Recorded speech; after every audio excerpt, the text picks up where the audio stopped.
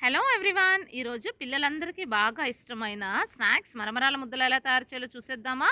అయితే ముందుగా ఒక కడాయిని తీసుకొని నేను వీడియోలో చూపిస్తున్న విధంగా ఆ సైజు గిన్నెతో 3 గిన్నెల మరమరాలనేవి తీసుకుంటున్నానండి.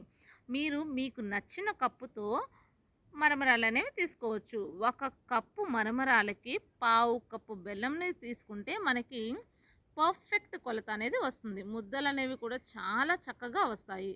తర్వాత దీన్ని లో ఫ్లేమ్‌లో స్టవ్ మీద పెట్టుకొని జస్ట్ 1-2 మినిట్స్ మనం ఫ్రై చేసుకోవాలి. చూడండి బాగా ఫ్రై అయిన తర్వాత ఇలాగా నేను వేరొక కడాయి తీసుకొని ముప్పావు కప్పు బెల్లంని తీసుకుంటున్నాను. ఇదైతే పర్ఫెక్ట్ కొలతండి. ముద్దలు చాలా బాగా వస్తాయి మనకి. ఈ బెల్లంని కొంచెం వాటర్ అనేవి యాడ్ చేసుకొని స్టవ్ మీద పెట్టుకున్నాను. ఈ బెల్లం అనేది కొంచెం మెల్ట్ అయిన తర్వాత మనం ఫిల్టరేట్ చేసుకుంటే దానిలో ఉన్న డస్ట్ పార్టికల్స్ అన్నీ రిమూవ్ అవుతాయి. మనం అదే విధంగా వేయడం వల్ల ఏమవుతుందంటే ముద్దల్లో మనకి మట్టి, గడ్డి పరకలు అనేవి తగులుతూ ఉంటాయి. సో ఫిల్టరేట్ చేసుకోవడం కోసం నేను పక్కన పెట్టుకున్నాను.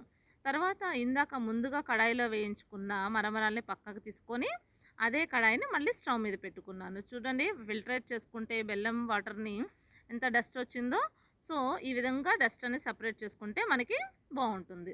చూడండి ఈ విధంగా బెల్లం పాకం అనేది హీట్ ఎక్కిన తర్వాత ఈ స్టేజ్లోకి వచ్చిన తర్వాత మనం ముందుగా వేయించుకున్న మరమరాలు అనేవి వేసుకోవాలి.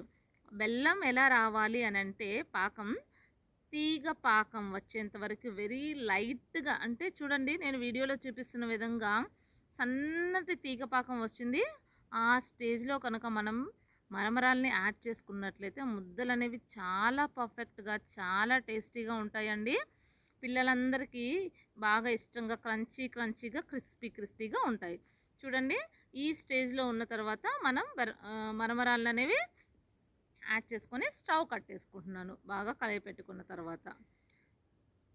తర్వాత దించుకుని కొంచెం చల్లారిన తర్వాత గోరువెచ్చగా ఉన్నప్పుడే మనం ముద్దలనేవి మనకు కావాల్సిన సైజులో చేసుకుంటే చాలా బాగుంటాయండి. చూడండి నేనైతే ఈ సైజులో తీసుకుంటున్నాను. పిల్లలైనా పెద్దలైనా ఎవరికైనా కానీ ఇవి ఎంతో ఇష్టమైన స్నాక్స్ అండి. ఈజీగా తయారు చేసుకోవచ్చు. చూడండి ఈ విధంగా అన్ని ముద్దల్ని తయారు చేసుకున్నాను.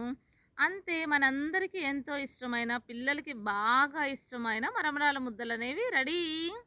అయితే మీకు ఎంత ఇష్టమో కమెంట్ చేసి